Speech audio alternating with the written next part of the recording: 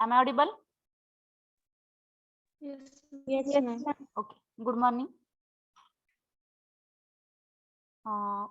In previous lecture, we completed the rubber part, also the injection molding method, extrusion molding method, and the compression molding method. Okay. In a rubber, we discuss the points. What is natural rubber? What is creep rubber? What is the smoked rubber? Okay. Then who will tell me the rubber, natural rubber? From boys, what is rubber?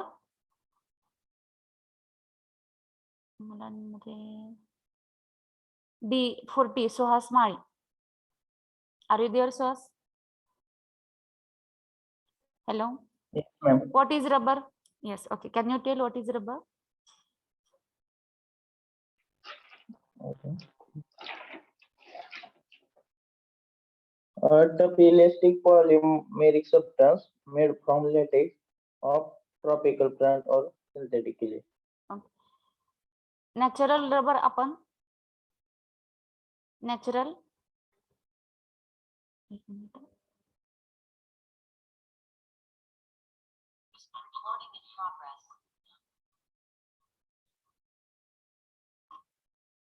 पाहता natural rubber आपण कसं मिळवतो? Rubber tree पासून. ठीक आहे. First source असेल त्यासाठी rubber tree आणि दुसरं बाकीचे पण आपण प्लांट्स जे आहेत ते यूज करू शकतो. उदाहरणार्थ सपोर्ट आहे, जे अनरायपन्ड सपोर्ट असेल म्हणजे कच्चा चिकू, तर तो पण रबरसाठी मॅक्झिमम अमाऊंट मध्ये यूज केला जातो. ठीक आहे. तर फर्स्ट सोर्स असेल नॅचरल रबरसाठी रबर ट्री, रबरचं हे रबरचं झाड आहे. ठीक आहे.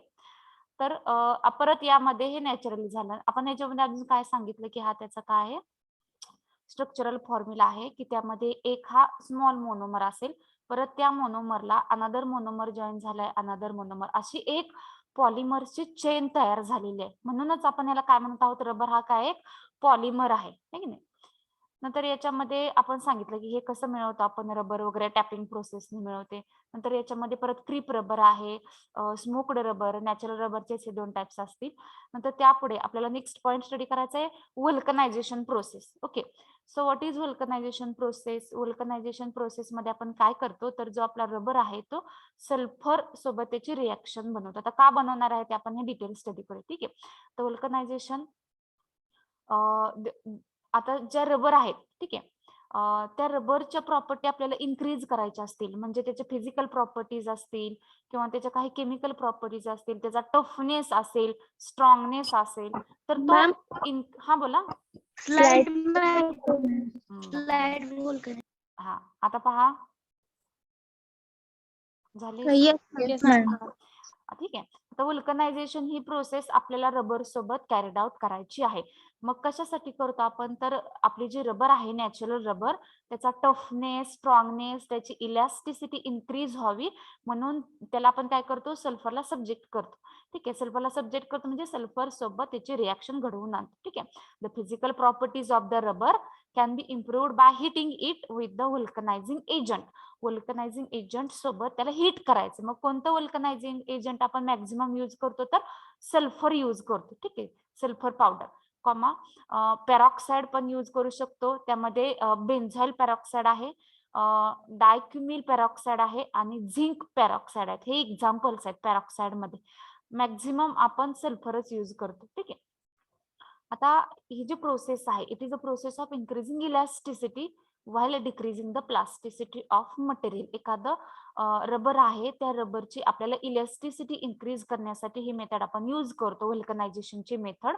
यामध्ये आपण त्याचा स्ट्रेंथ इन्क्रीज करतो, त्याचा स्ट्रेस इन्क्रीज करतो आणि त्याची प्लास्टिसिटी काय होते? डिक्रीज होते. ऍट दिस टाइम प्लास्टिसिटी काय होते? त्याची डिक्रीज होते. प्लास्टिसिटी म्हणजे तो ब्रेक होण्याचे, जे प्लास्टिक कसा होतो की लगेच ब्रेक होतो इझिली, तर ती प्रॉपर्टी प्लास्टिकची असते. तसंच रबर मध्ये आपल्याला ती प्रॉपर्टी वगैरे नको आहे की ब्रेक होणं किंवा लगेच डिकम्पोज होणं.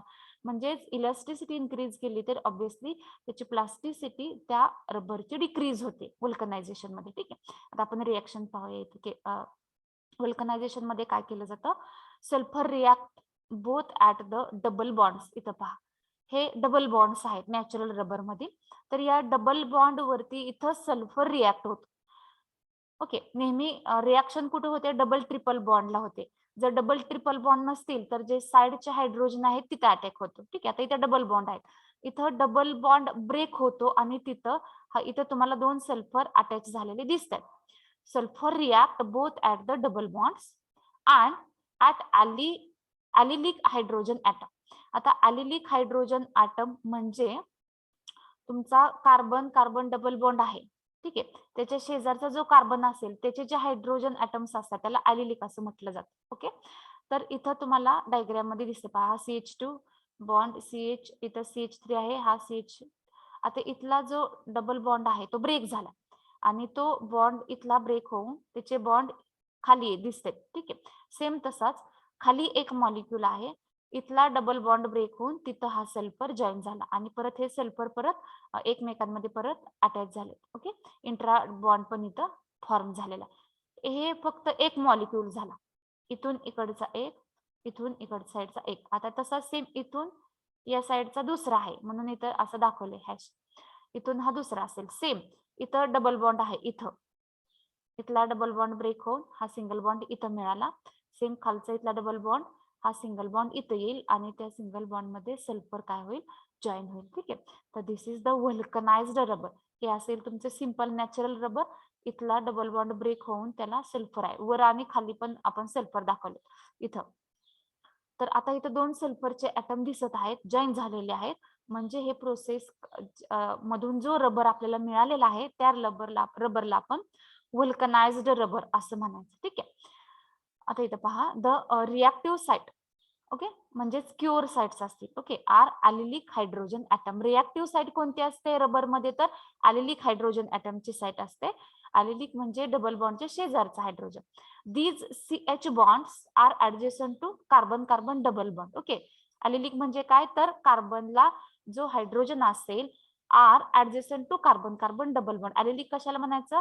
डबल बॉन्डच्या साइडचे जे असतील त्याला आपण काय म्हणतो? ॲलिलिक असं म्हणतो. ओके, आता पहा next, during vulcanization some of these CH bonds are replaced. Vulcanization मध्ये काही CH बॉन्ड काय होतात? तर रिप्लेस होतात. And the chains of sulphur atoms that link, तिथं जे हायड्रोजन रिमूव्ह झालेले आहेत, रिप्लेस झालेले आहेत, तिथं कोण अटॅच होणार? आपले सल्फर ॲटम्स काय होतात? लिंक होतात with A cure site of another polymer chain. He another polymer chain, he first chain, he second. ठीक आहे, अनदर पॉलिमर चेनला परत सल्फर ॲटम्स अटॅच होतात. ओके, दीज ब्रिजेस किंवा these bridge contain between 1 and 8 atoms. आता हे कुठं होतात? 1 and 8 atoms ला अटॅच होतात. ठीक आहे, this is about the vulcanization of the rubber. Are you getting? मी परत एकदा रिपीट करते. व्हल्कनायझेशन प्रोसेस म्हणजे काय असतं की आपली जी रबर आहे त्या रबरचे फिजिकल प्रॉपर्टी, त्याचा टफनेस, इलास्टिसिटी इन्क्रीज करण्यासाठी आपण त्याची आपल्या रबरची सल्फर सोबत रिॲक्शन घडवून आणतो. ठीक आहे, आता यामध्ये आपण सल्फर पावडर यूज करू शकतो किंवा पॅरॉक्साइड पण यूज करू शकतो. पॅरॉक्साइड मध्ये मग कोणतं आपण केमिकल यूज करू शकतो?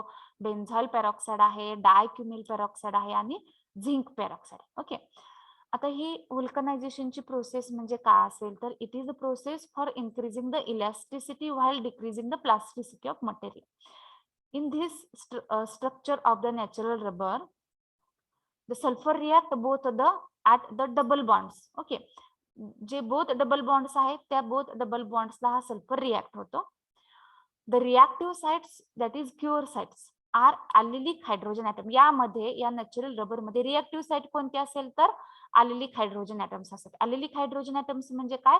These CH bonds are adjacent to the carbon carbon double bond. CH bond असेल कुणाच्या शेजारचा? डबल बॉन्डच्या शेजारचा असेल. ठीक आहे, ड्युरिंग व्हल्कनायझेशन काही CH बॉन्ड हे काय होतात? इथं रिप्लेस होतात by the chains of sulphur atom. आता इथं दोन दिसत आहेत, इथं परत दोन आहेत, तर दोन सल्फरची चेन असणार आहे.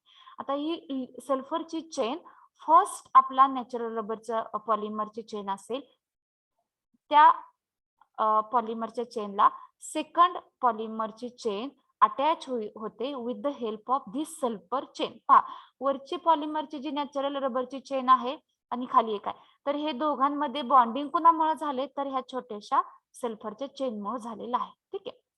The bridge contain between 1 and 8 atom. Bridge कुठं झालेला आहे 1 and 8 ॲटम मध्ये अटॅच झालेला आहे. ठीक आहे. आर यू गेटिंग नाव? मॅडम CH बॉन्डच्या इन्स्टेड सल्फरची लिंक येते पण रिएक्शन मध्ये तसं नाही दिसत आहे. CH बॉन्ड तर आहे की. इथला डबल बॉन्ड ब्रेक झालाय. तो बॉन्ड कुठं आला? कुठे गेला इथला 1-2 इलेक्ट्रॉन्स? तर ते इथं आले. सल्फर आणि ह्याची मोजा मग CH रिप्लेस नाही होणार, हायड्रोजन रिप्लेस झाला इथं. हायड्रोजन निघाला आणि सल्फर आला. सेम इथल्या ह्या कार्बनचा हायड्रोजन निघाला, इथं सल्फर जॉईन झाला आणि परत हे दोघं सल्फर मध्ये बॉन्ड झाला आणि हे लिंक झालं. मग नाहीतर मग हे लिंक कसं मॅडम, झालं? हा, व्हाईट बोर्ड वर रिएक्शन एक्सप्लेन करता का? इथं लय कन्फ्युज वाटायला लागलंय. कोण धरणार राणी? कॅमेरा कोण धरणार? कसं करणार मी एक्सप्लेन? कन्फ्युज साईडला व्हायचं स्पेस काय असेल आता? तर तिथं नाही, कन्फ्युज व्हायचं काय? इथं बघा, हा नॅचरल रबर आहे. हा डबल बॉन्ड ब्रेक झालेला आहे. ओके. आणि हा हायड्रोजन रिमूव्ह होणार ना, ह्याची व्हॅलन्सी 5 होईल की. मग हे दिसत नाही का रिएक्शन व्यवस्थित?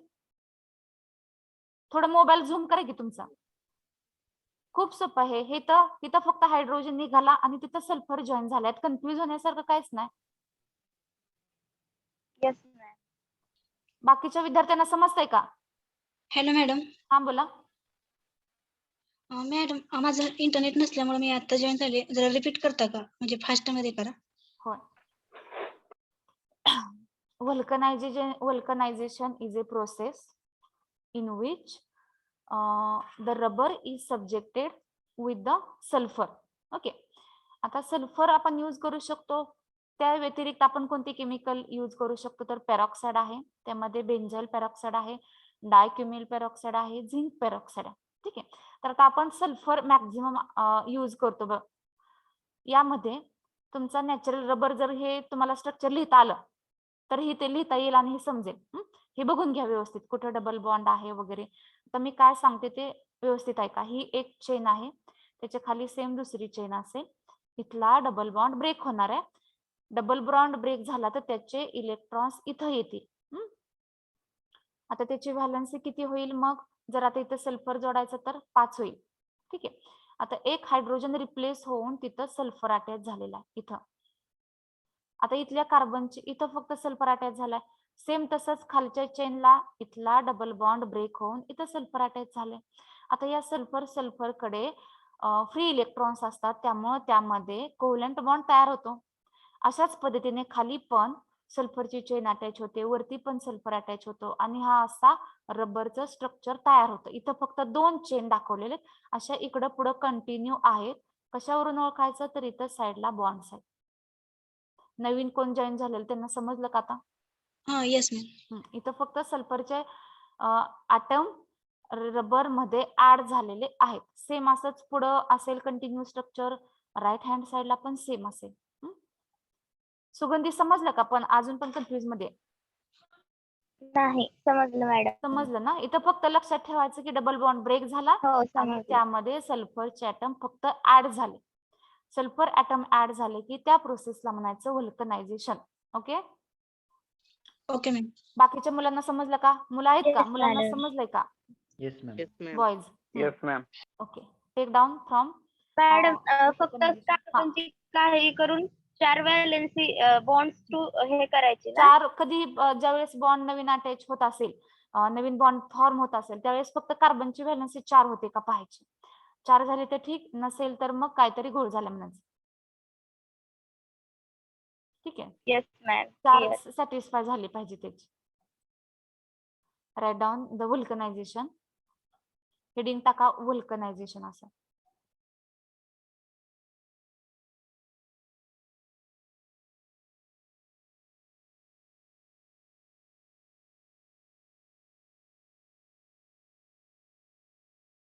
Right down.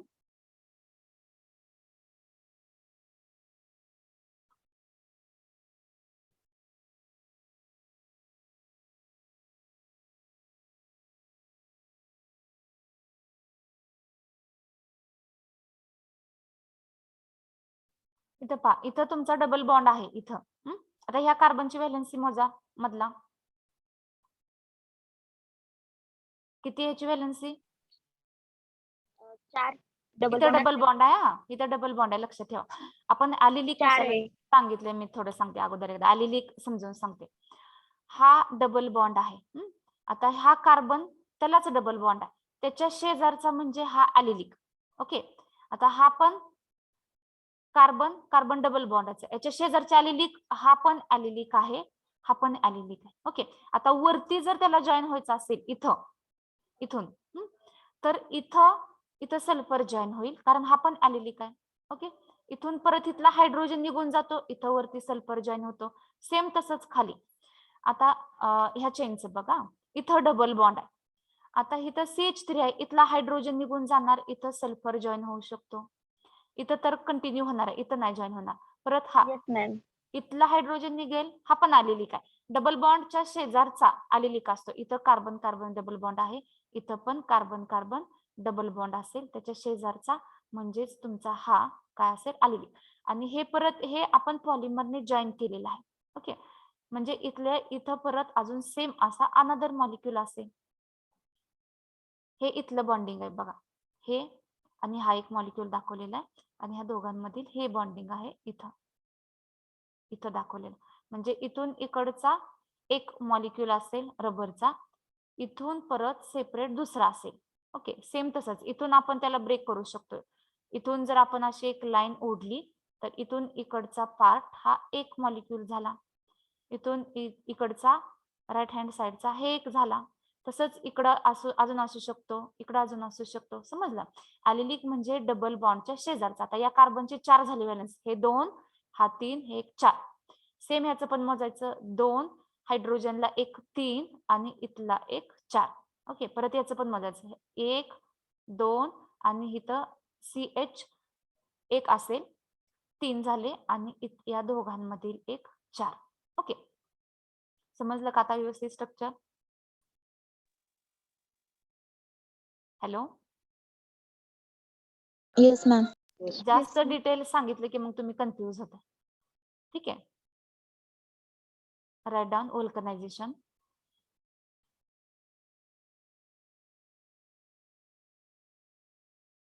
in which first sentence write down what is vulcanization म्हणा, आणि त्यासमोर लिहा what is vulcanization च्या समोर the physical properties of rubber. हा पॉइंट नोट्स मधून पण अजून क्लिअर होईल तुमचं. ठीक आहे. नोट्स मध्ये पण पाहू शकता तुम्ही, हँड रिटन नोट्स दिलेल्या त्या पण आहे, त्यामध्ये पण पहा. जर अजून पण कन्फ्यूज झाला असेल तर नोट्स मध्ये पण पहा. ठीक आहे. Write down vulcanization. What is vulcanization त्यासमोर लिहा the physical properties of rubber. The physical properties of rubber can be improved by heating it. Can be improved by heating it with vulcanizing agent. With vulcanizing agent. Madam त्यांनी ती SS bond दाखवलाय, आपण वरती दाखवला तर चालेल का? हो. अजून इथे एक दाखवलं तर चालतंय. नाही, खालची मधली चेन न दाखवता एकच चेन काढून वरती SS बॉन्ड दाखवला तर हो चालेल की. पण सिंगल वरती चेन. होय, पण वरती त्या सल्फरला परत दुसरी चेन अटॅच झालेली असते असं सांगायचं आपल्याला. मग वरती पण तुम्हाला काढावंच लागेल, मग ते सेम असंच होणार ना स्ट्रक्चर. हा सल्फर आहे ना, हा असा राहू शकत नाही. का सांगू का? त्याच्यावरती फ्री इलेक्ट्रॉन्स असतात, तो दुसऱ्या कार्बनला जॉईन होतो परत. आता या सल्फरला परत बॉन्ड होण्यासाठी राहिलेलंच नाही काय, कारण इथं आता तो जॉईन होऊ शकत नाही. व्हॅलेन्सी किती सल्फरची व्हॅलेन्सी डिफरंट असते, जसा तो जॉईन होईल तसा.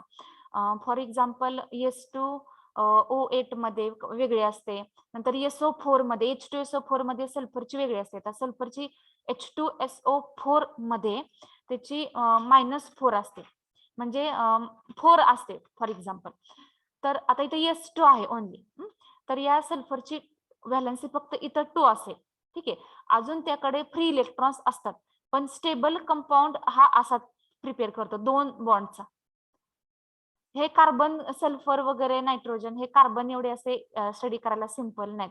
ते जसे मीडियम असेल, रिएक्शन असेल त्यानुसार, जे स्टेबल एन्व्हायरमेंट असेल त्यानुसार ते रिएक्ट होत असतात. म्हणजे त्यांची व्हॅलन्सी जी आहे ते डिफरंट कंपाऊंड मध्ये डिफरंट दिसून येते. असं का दिसून येतं, तर त्यांचा ऑक्सिडेशन स्टेट हा डिफरंट असतो, एक फिक्स्ड नाही ऑक्सिडेशन स्टेट. ओके, प्रत्येक कंपाऊंड मध्ये सल्फरची व्हॅलन्सी वेगवेगळी असू शकते. Okay, it is not a matter of our polymer. ठीक आहे, जास्त ते सल्फरची डिटेल स्टडी करायची काय गरज नाही. उगा कन्फ्युज होऊ नका, आपल्याला फक्त इथं सल्फर अटॅच होते एवढंच सांगायचं. Okay, is it okay Archana? Yes ma'am. हो, येस. ओके. ठीक आहे, राईट डाऊन. काय लिहिलं आपण? व्हॉट इज व्हल्कनायझेशन मध्ये the physical properties of the rubber can be improved by hitting it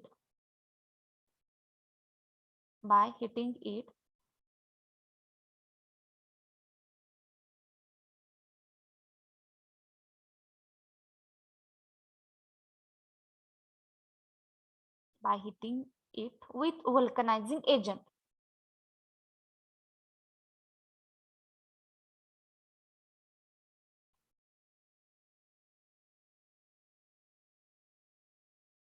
By hitting it with vulcanizing agent such as sulfur powder,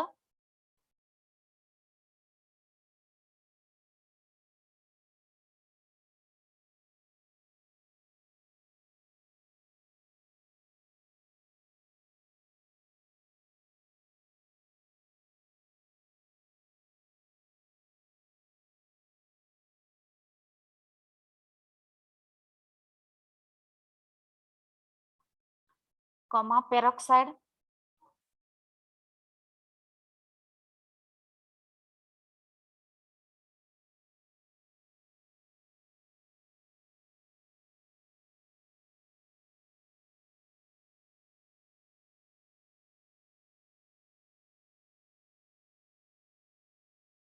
bracket मध्ये benzoyl peroxide, dicumyl peroxide, zinc peroxide.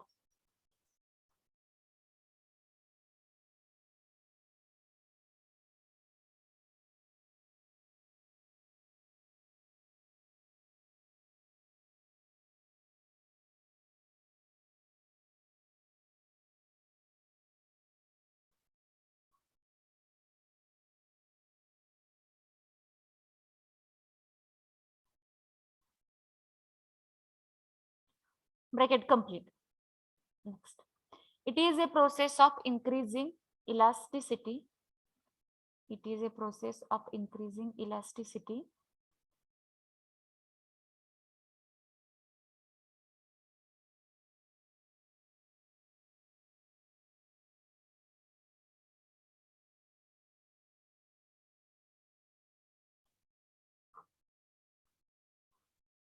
while decreasing the plasticity of material. While decreasing the plasticity of material.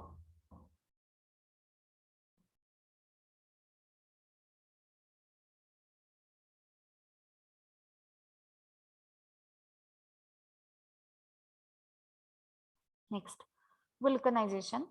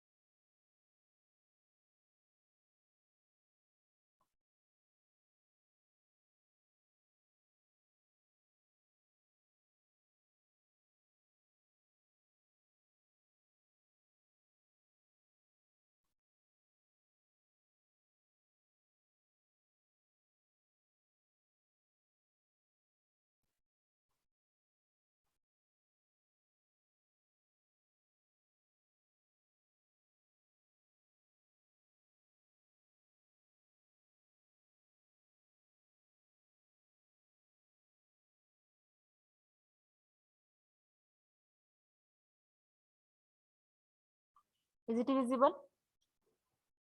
Yes, ma'am.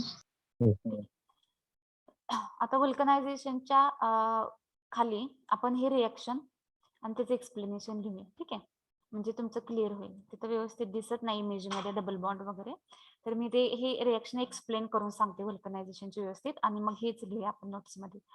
आता हा आपला आयसोप्रीन आहे. आयसोप्रीन म्हणजे आपला natural rubber. ठीक आहे, आयसोप्रीन म्हणजे कोण? आपला हा नॅचरल रबर आहे आयसोप्रीन. ठीक आहे, जो वरती आपण स्ट्रक्चर लिहिले तो ते तुम्ही लिहून घेतले. ठीक आहे, त्याची काय आता गरज नाही आपल्याला लिहायचं डबल. तर हे जे आहे हे आयसोप्रीनचं स्ट्रक्चर आहे. तर आयसोप्रीन म्हणजे काय? तर एक स्ट्रक्चर लक्षात ठेवायचं, CH2 CH3 double bond CH CH2. हे जे दिसते तुम्हाला इकडचं लाईन, इकडचं आहे लेफ्टला आहे राईटला, तर याचं काय मिनिंग असतं? तर चेन कंटिन्यू झालेली आहे. ठीक आहे, म्हणजे इथं सेम असा परत असेल CH2 CH3 double bond CH CH2, इथं सेम असं मॉलिक्युल असेल, परत इथून असा सेम असं कंटिन्यू होत राहणार आहे. नंबर ऑफ मॉलिक्युल्स असे राईटला आणि लेफ्टला पण असणार आहे. ठीक आहे, आता हे राईटला लेफ्टला नंबर ऑफ मॉलिक्युल्स का असतात? तर हा कोण आहे? रबर पॉलिमर आहे. पॉलिमर मध्ये आपण सांगितलं की पॉलिमर म्हणजे काय असते? एक लॉंग अशी चेन असते. तर तशीच ही एक लॉंग चेन आहे. त्यातला आपण एक स्टडीसाठी घेतला, तर आपण हे किती लिहिणार मग? पान भरून लिहिणार का नाही? तर आपल्याला स्टडीसाठी फक्त एक सिंगल आपण कन्सिडर केला. तर सल्फरची पावडर आपण याच्यामध्ये ऍड केली. ओके, हे S8 आहे. ओके, S8 आपण ऍड केलं याच्यामध्ये. देन प्लस S8 आणि अनदर मॉलिक्युल घेतला आपण, कारण आपल्याला हे सल्फर दोन जे सल्फर आहे ते आपल्याला असं सांगायचं आहे की याच्यामध्ये बॉन्ड झालेला आहे किंवा अटॅच झालेला आहे विथ द अनदर. म्हणून ही वरती एक चेन घेतलेली आहे पॉलिमरची आणि खाली एक चेन दिसते तुम्हाला. ठीक आहे, त्यामध्ये आपण सल्फर ऍड केला. ओके, इथं S8 ऍड केला. इथपर्यंत सगळ्यांना समजलं काय झालं ते? वरती एक आयसोप्रीनचा मॉलिक्युल घेतला. आयसोप्रीन म्हणजे नॅचरल रबर, MCQ मध्ये विचारलं जातं. नॅचरल रबर मध्ये कोणता मॉलिक्युल असतो? तर कोणता असतो? आयसोप्रीन असतो, लक्षात ठेवायचं. खाली इथं दुसरी एक चेन आहे आयसोप्रीनची, त्यामध्ये आपण काय ऍड करणार आहोत? S8. S8 म्हणजे सल्फरची पावडर. हे समजलं इथपर्यंत? काय घेतलंय रिएक्टंट मध्ये? Yes ma'am. आयसोप्रीन. आयसोप्रीन घेतला नॅचरल रबर, त्यामध्ये आपण सल्फरची पावडर ऍड करणार आहोत. हे आपल्याला हीट करायचं आहे. कुठपर्यंत हीट करायचं? 100 to 140 डिग्री सेल्सिअस पर्यंत हीट केला. ठीक आहे, आता हीट केल्यानंतर हा इथला डबल बॉन्ड इथं ब्रेक होतो आणि इथं सल्फर अटॅच होणार. ठीक आहे, सल्फर इथं अटॅच होतो. सेम तसंच आता हा डबल बॉन्ड ज्यावेळेस ब्रेक होतो, इथले इलेक्ट्रॉन या कार्बनला येतात, इथं येतात ते असे. प्लस आता हा कार्बन कार्बन मधील जो डबल बॉन्ड आहे ना, तो शेअरिंगने तयार झालेला असतो. म्हणजे कार्बनचा, ह्या कार्बनचा एक इलेक्ट्रॉन आहे, या कार्बनचा एक इलेक्ट्रॉन, मग एक इलेक्ट्रॉन याला मिळतो, एक इलेक्ट्रॉन त्याचं त्याला इलेक्ट्रॉन्स मिळतात. आता या कार्बनला पण इलेक्ट्रॉन मिळतात, इथं पण सल्फर इथं अटॅच झाला. ओके, सेम तसं या दोघांमध्ये होतं. इथला एक इलेक्ट्रॉन हा कार्बन घेणार आहे, अनदर इलेक्ट्रॉन हा कार्बनला मिळणार. इथं सल्फरचं इथं एक बॉन्डिंग होतं, या कार्बनला अजून एक इथं सल्फर जॉईन होणार आहे आणि या कार्बनला अजून एक इथं असा जॉईन होतो. हा सल्फर परत वरच्या चेनला सिमिलर जॉईन होईल.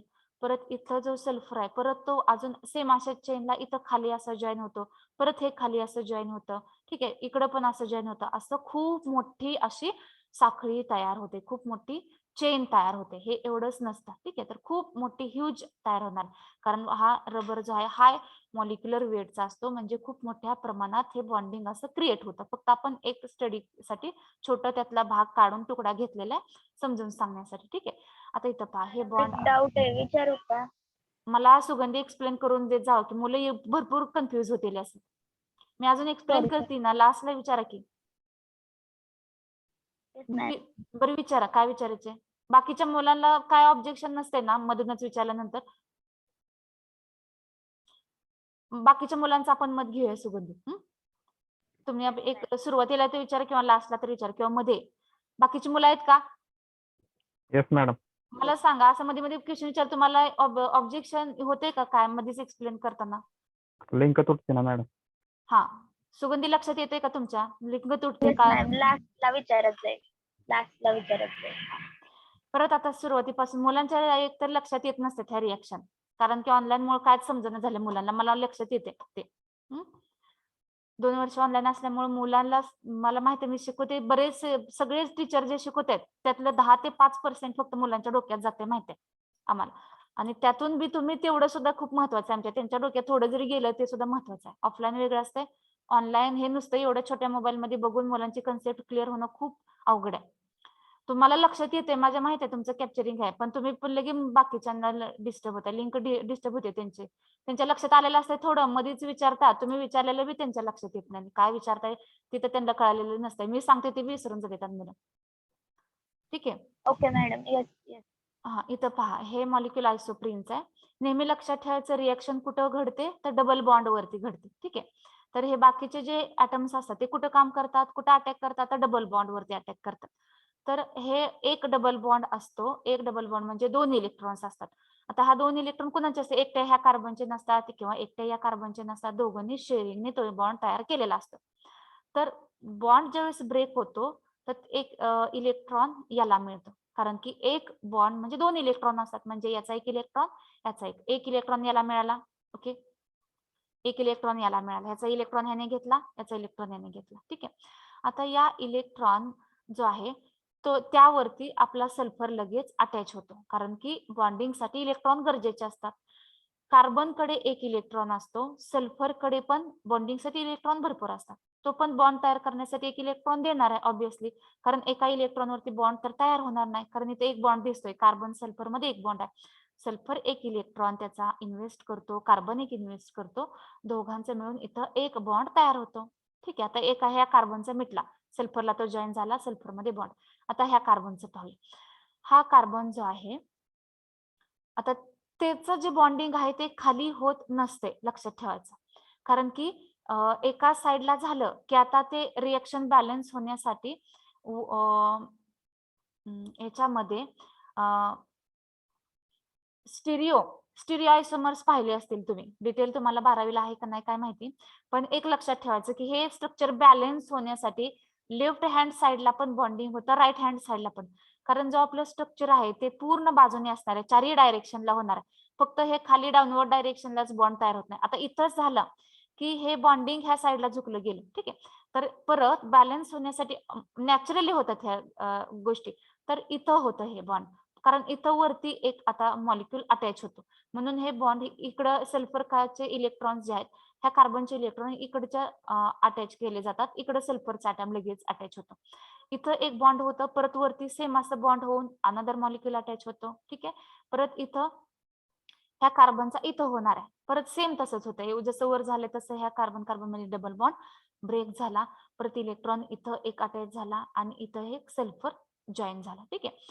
इथलं बॉन्डिंग संपलं. आता ह्या कार्बनला अजून एक इलेक्ट्रॉन शिल्लक आहे, तर तो इलेक्ट्रॉन हा डाऊनवर्ड डायरेक्शनला ओरिएंट होतो आणि जो बॉन्ड आहे तो डाऊनवर्ड डायरेक्शनला काय झाला, ओरिएंट झाला म्हणजे तो डाऊनवर्ड डायरेक्शनला झुकला गेला आणि इथं सल्फरला तो अटॅच होतो. आता हे सल्फर आहेत ना, हे परत इथं हे असे राहत नाहीत, परत हे पुढे पण अजून एक मॉलिक्यूल तयार होतो, परत इथं मॉलिक्यूल तयार होतो, सेम इकडे पण होणार आहेत पुढे या साईडला, कारण हे आपण दाखवलेच असं की चेन कंटिन्यूड होणार आहे. ठीक आहे. कंटिन्यू पुढे होणार आहे, the chain will be continued at the forward step. ठीक आहे.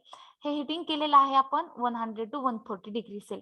आता जो तयार झालेला असतो त्याला व्हल्कनाइज्ड रबर म्हणायचं. हा आहे नॅचरल, डबल बॉन्ड असेल तर नॅचरल रबर, त्याला सल्फर जॉईन झाला की त्याला म्हणायचं व्हल्कनाइज्ड रबर. ठीक आहे. इथे एक सल्फरचा जॉईन झाला. आता प्रत्येक जॉईन झाल्यानंतर एका कार्बनची व्हॅलन्सी 4 आहे का मोजून बघायची. ह्या कार्बनला 4 बॉन्ड आहेत, त्याची व्हॅलन्सी सॅटिस्फाय.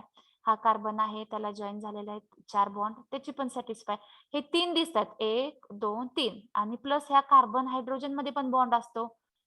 ठीक आहे. तो पण मोजायचा त्यामध्ये, म्हणजे याची पण 4 झालेली आहे. ठीक आहे. सेम असं याचं मोजा, 1 ह्या हायड्रोजन सोबत 2, सल्फर सोबत 3 आणि इथे एक चौथा बॉन्ड. ठीक आहे. समजलं का येस मॅम. मुलांना? बाकीच्या समजलं का? मॅडम. आपण नंतर सुगंधीच्या प्रश्नांकडे जाणार आहोत. ठीक आहे. आता विचारा सुगंधी, काय डाऊट आहे? मॅडम एसेट मॉलिक्यूल आहे, मग उरलेले 5 उरलेली इकडे जातात सुगंधी, उरलेली इकडे जातात, इकडं इकडं इकडं इकडं जातात ते. हा, कम्प्लीट रिएक्शन लिहायला पाहिजे ना, 3च दाखवतो आपण. कम्प्लीट लिहू शकता तुम्ही सुगंधी. मुलं लय कन्फ्युज होतील सुगंधी. इथं अजून एक लिहिलं हे पाणी इथं जाईल हो का, इकडे बघा. इथं सल्फर जर मोजत बसलो ना आपण, हे इथं जाईल रिॲक्शन, हे रिॲक्शन इकडे जाईल, ह्याच्यावर बी मावणार नाही ते पानं, आणि ह्याच्या खाली बी मावणार नाही, इकडे पण नाही. लयच लेंथी जाईल. लय लेंदी होईल ना ऑब्विसली सुगंधी. आपण एक छोटा, आता मला सांगा, तुम्ही भात शिजवले का कधी भात? हा त्यातला एकच तुकडा घेऊन बघतो ना, एकच राईस घेतो आणि शिजलाय का बघतो का? सगळा भात तुम्ही असं हाताने कुस्करत बसताना शिजलाय म्हणता का नंतर? नाही ना. ज्यावेळेस तुम्हाला ह्यूज मॉलिक्यूल असेल आणि स्टडीसाठी एक्झामाइन करण्यासाठी एक छोटाच घेतो आपण, सेम तसं खूप मोठी चेन आहे, त्यातलं एकच घेतोय. प्रत्येकच गोष्ट सॅटिस्फाय होईल असं नाही ना. आपण त्यावरून अंदाज लावतो की ठीक आहे, एक जर राईसचा तुकडा घेतलाय तर सगळा भात पातेल्यामध्ये शिजला असेल. नेहमी आपण एक्झामाइन करताना एकच मॉलिक्यूल अंडर एक्झामिनेशन आपण एकच स्टडी करतो, खूप छोट्यातला छोटा. समजलं? Yes madam. कधी पण Okay. लक्षात ठेवायचं सेम तसंच, की खूप मोठा असेल तर त्यातलं छोटा आपण कन्सिडर करतो अभ्यासासाठी. जर ते सगळं करत बसेल तर ते काय होईल पुढे रिझल्ट ते आपल्या लक्षात येतात, है की नाही?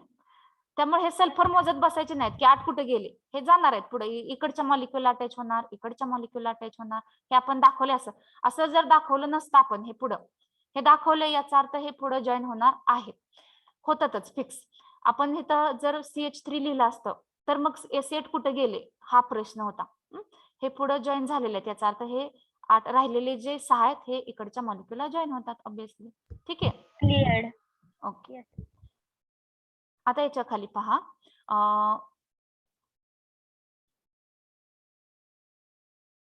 इथपर्यंत रिएक्शन ठीक आहे. नोट्स मध्ये स्पेलिंग मिस्टेक खूप आहेत आणि त्याचा अजिबातच काय लिंक लागत नाही, त्यामुळे हे आपल्याला नको आहे.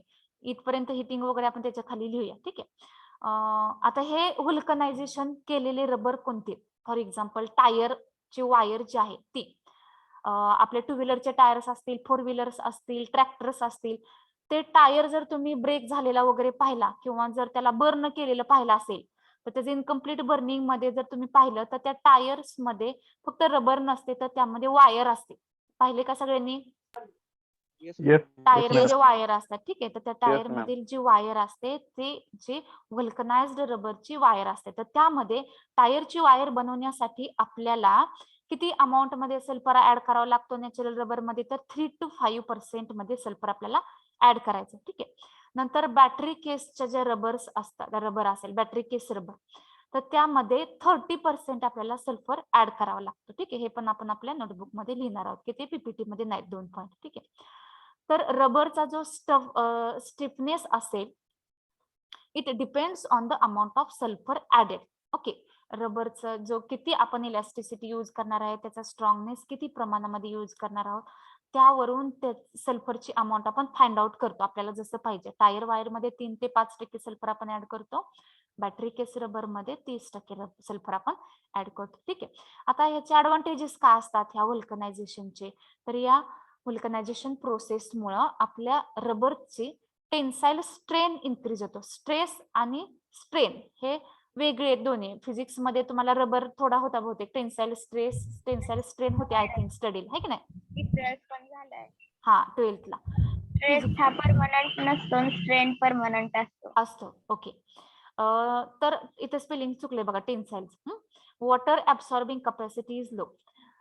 काही नॅचरल रबर मध्ये जेवढा अमाऊंट मध्ये रबर ऑब्विसली करतच नसतोय, पण थोडेफार प्रमाणात थोडं वॉटर मध्ये तो डिकम्पोज होतो, तर अजून त्याची खूप नील केली जाते, कमी होते, त्याची कमी केली जाते. वॉटर ऍब्सॉर्बिंग कॅपॅसिटी या सल्फरमुळे अजून खूप कमी होते, डिक्रीज होते. आपल्याला नील पाहिजे किंवा नकोय एकदम, किंवा अब्सेंटच पाहिजे. ठीक आहे. Then better electrical insulator. रबरला शॉक बसतो का मला सांगा? No madam. No ma'am. आणि सल्फरला जर आपण त्याला सब्जेक्ट केलं तर अजून त्याची कॅपॅसिटी जी आहे इन्सुलेटरची ती इन्क्रीज होते. Okay.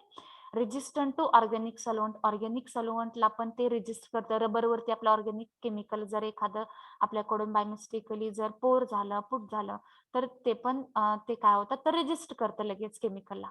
Next, slight tackiness. Okay, slight tackiness म्हणजे पॅकिंग जी प्रॉपर्टी आहे त्याची इन्क्रीज होते. Slight increases the property of the packiness. Okay, this is about the vulcanization. आता आपण कुठपर्यंत लिहिले मला सांगा, मी PPT ओपन करते. व्हॉट इज व्हल्कनायझेशन लिहिले, इथपर्यंतच लिहिले आपण, बरोबर आहे? हो मॅम. आता नंतर आपण त्याच्या खाली लिहा, मी लिहून देते तसं लिहा.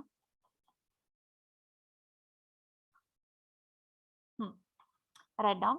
The process consists of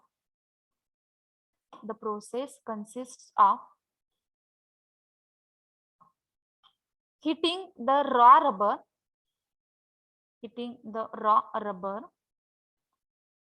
with sulfur to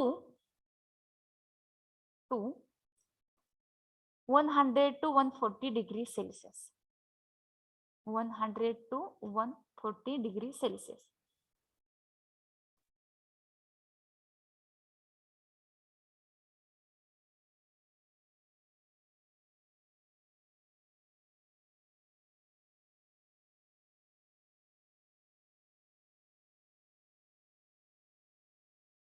Okay. Next, full stop देऊन घ्या. नवीन सेंटेन्स आहे. The added sulfur combines chemically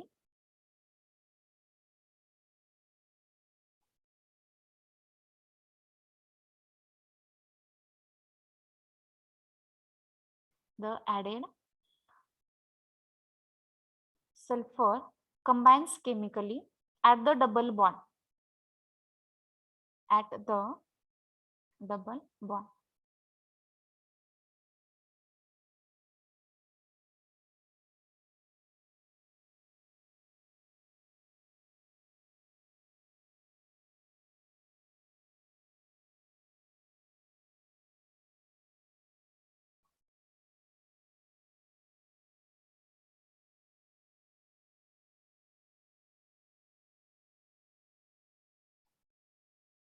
At the double bond. ठीक आहे. Double bonds of different rubber string किंवा डिफरंट रबर चेन म्हणा. Chain, different rubber chain.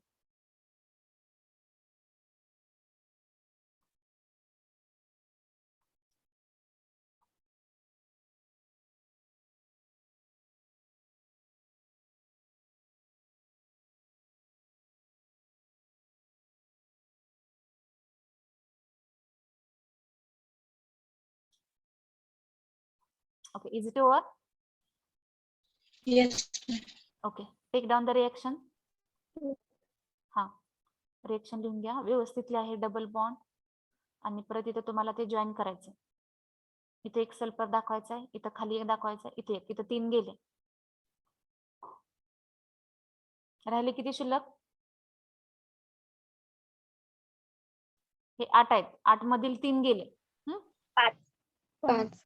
ते कुठे join होतील? इकडच्या कार्बनला, इकडच्या कार्बनच्या ॲटमला जॉईन होतील.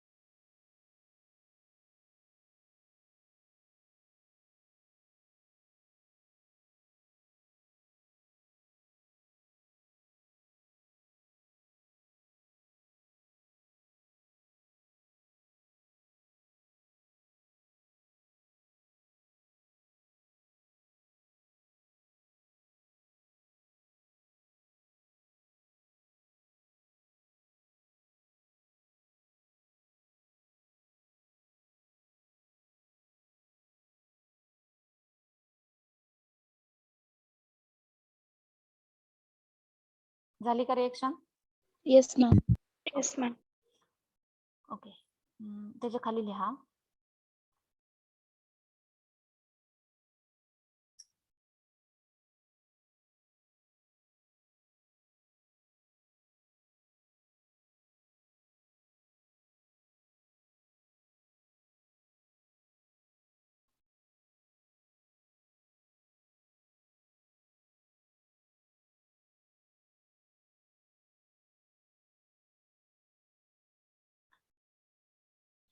the extent of stiffness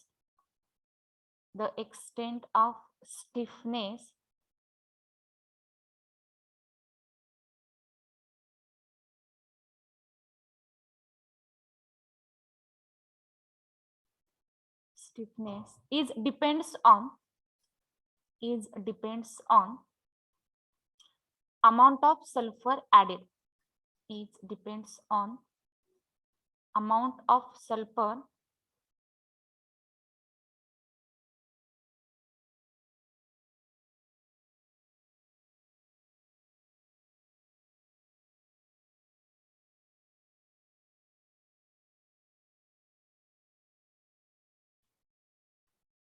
added. Full stop. त्यामध्ये लिहा रोमन फर्स्ट टायर वायर मध्ये आपण 3 ते 5% ऍड करतो आणि बॅटरी केस सर्व्हर मध्ये 30%. Roman first tier wire 3 to 5% sulphur.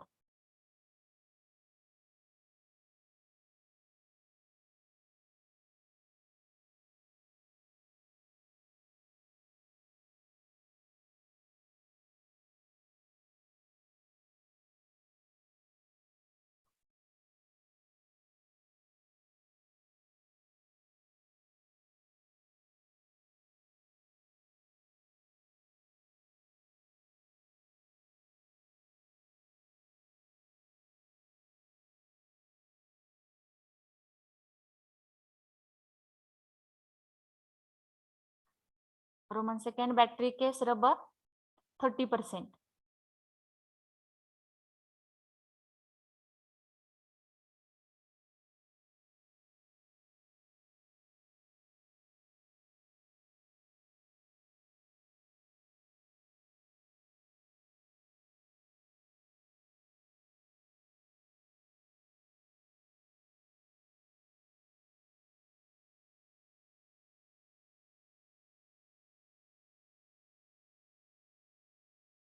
Next advantages.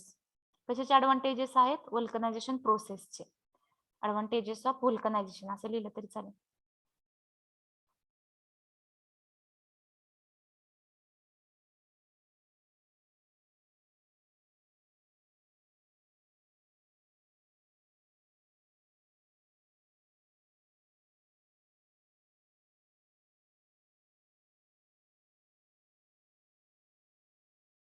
First tensile TENSILE tensile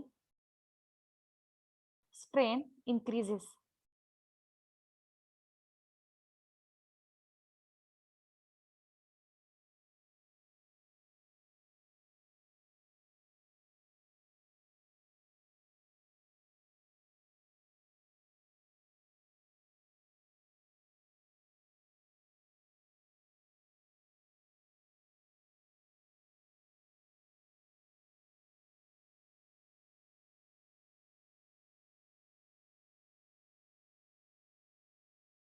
Second, water absorbing capacity decreases.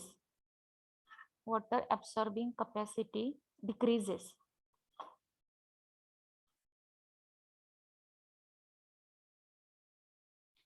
Third, better electrical insulator.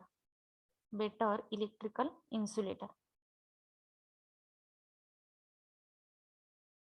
Next, resistant to organic solvent. Next, slight packiness.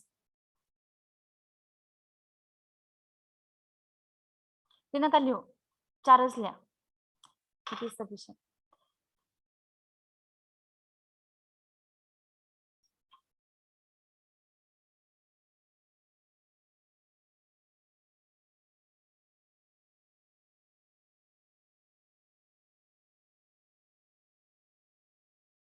Synthetic rubber बोनॉइड्स.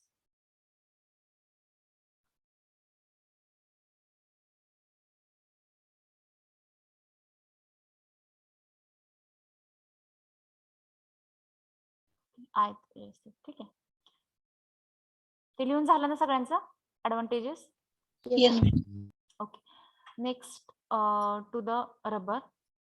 First is the हे आपण natural रबरचं पाहिलं. ठीक आहे, natural rubber काय असतं?